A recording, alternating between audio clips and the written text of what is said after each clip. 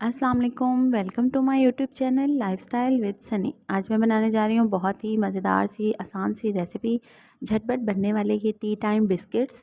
आप चाय के साथ भी इसे ले सकते हैं और जब आपका दिल चाहे आप इसे झटपट बना सकते हैं। सर्दियों में तो ये बहुत ही मज़ेदार और स्पेशल एक सौगात है।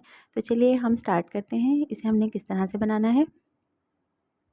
सबसे पहले मैंने इसके लिए ये कुछ इंग्रेडिएंट्स लिए हैं। इसमें जस्ट 4 इंग्रेडिएंट्स जाएंगे। 4 चीज़ों से मिलकर ये बने हैं और बहुत ही आसानी से हमने इसे रेडी किया है। तो सबसे पहले मैंने यहाँ पर एक बॉल लिया है और उसमें मैंने तकरीबन हाफ़ कप जो है ये दूध का शामिल करूँगी और साथ हाफ़ कप ही पिसी हुई चीनी। तो सबसे पहले मैंने यहाँ पर ये हाफ़ कप पिसी हुई चीनी इसमें शामिल की है और अब इसमें जो है वो हाफ़ कप दूध का शामिल कर देंगे। और इसके साथ ही यहाँ पर मैंने थोड़ा सा घी लिया है जिसे मैंने अच्छे से मेल्ट कर लिया है। तो मेल्ट किया हुआ घी जो है 1/4 कप के करीब है या 3 बड़े चम्मच आपने इसमें भरकर शामिल कर लेने हैं। अब इसे किसी चम्मच या फोक की मदद से आपने अच्छे तरीके से फेंट लेना है, अच्छे से इसकी मिक्सिंग कर लेनी है। अच्छे से इसकी मिक्सिंग करके आप इसे तकरीबन 5 मिनट के लिए रेस्ट पे रख दें। तकरीबन 2 कप जो है वो मैंने यहाँ पर मैदे के लिए हैं। प्लेन फ्लोर आपने यहाँ पर 2 कप्स लेने हैं और स्लोली इसमें ऐड करना है ताकि इसकी मिक्सिंग जो है वो अच्छे तरीके से हो जाए और कोई भी गुठली ना बने। वो आटे की इसकी डो पे डिपेंड करता है, सॉफ्ट सी डो आपने तैयार करनी है। तो यहाँ पर 2 कप काफ़ी हैं। अगर आपको ज़रूरत पड़े कि डो आपको ज़्यादा सॉफ्ट लगे तो आप थोड़ा सा इसमें मज़ीद जो है वो मैदा शामिल कर सकते हैं। अब हम मज़ीद बाकी का 1 कप जो रह गया था वो इसमें शामिल करेंगे। अच्छे से मिक्स कर लें।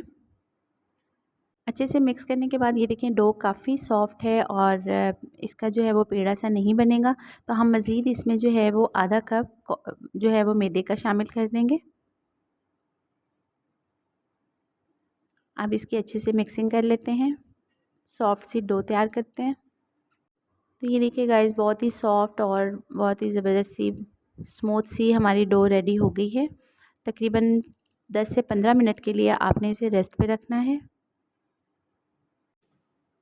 इसे कवर करके 15 मिनट के लिए साइड पे रखते हैं। तो चलिए 15 मिनट के बाद मिलते हैं। तो ये तकरीबन 15 मिनट हो चुके हैं और ये देखिए डो हमारी काफ़ी ज़्यादा सॉफ्ट और स्मूथ सी हो गई है। तो चलिए अब हम इसकी रोटी बेलते हैं। यहाँ पर मैंने थोड़ा सा मैदा जो है वो स्प्रिंकल कर लिया है। अच्छे से आपने शेल्फ साफ़ कर लेनी है। यहाँ से आपने तकरीबन एक पेड़ा लेना है और इसे बेलना स्टार्ट करना है। आपने इसे चकला बेलन से नहीं बेलना, बल्कि आपने इसी तरह हाथ से ही आपने इसे टैप करते हुए इस तरह से बेलना है। ये इतनी सॉफ्ट है कि बड़ी आराम से जो है वो बेली जा सकती है। टैप करके आपने इसे एक रोटी की शेप में, और इससे ज़्यादा थिक ना हो। ये देखें, ये इस तरह की हो गई। अब आपने एक छोटा सा ढक्कन लेना है। छोटे छोटे से हमने क्रिस्पी से बिस्किट्स बनाने हैं। तो ये देखें, इस तरह आपने इसकी कटिंग कर लेनी है। इसी तरह से मैं तमाम बिस्किट्स कटिंग करके आपको प्लेट में रखकर इसकी फ़ाइनल लुक दिखाती हूँ। ये देखिए, ये इतना थिक होना चाहिए और इतनी इसकी शेप होनी चाहिए। तो ये देखिए, मैंने तमाम बिस्किट्स जो हैं वो रेडी कर लिए हैं।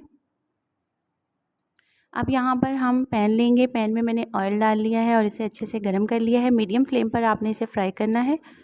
1 बाय 1 जब ऑयल गर्म हो जाए तो आपने इसमें बिस्किट ऐड करने हैं। ये देखिए, मैंने इसमें बिस्किट शामिल कर दिए हैं काफ़ी ज़्यादा, और अब ये हल्के से लाइट गोल्डन से हो जाएं तो आपने इसकी साइड चेंज कर देनी है। वो भी मैं आपको दिखाती हूँ।